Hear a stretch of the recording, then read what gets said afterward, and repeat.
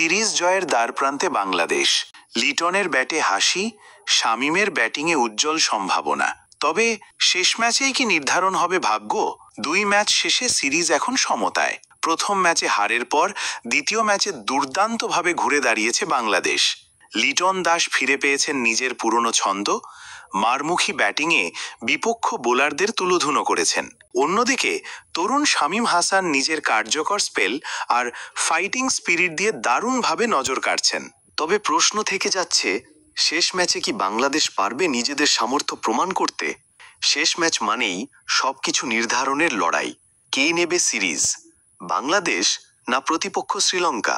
বাংলাদেশের batting line up যেন আগুনে, তবে ফিনিশিংয়ের জায়গায় আরও মনোযোগ দরকার। বোলারদের ধারাবাহিক পারফরমেন্সই হতে পারে জয় এনে দেওয়ার চাবিকাঠি। সিরিজ জয়ের অপেক্ষা কি এবার শেষ হবে? আপনার মতামত দিন কমেন্টে। কে হবে ম্যাচের হিরো? ভিডিওটি ভালো লাগলে লাইক দিন, চ্যানেলটি সাবস্ক্রাইব করুন, কারণ ক্রিকেটের প্রতিটি উত্তেজনা এখানেই।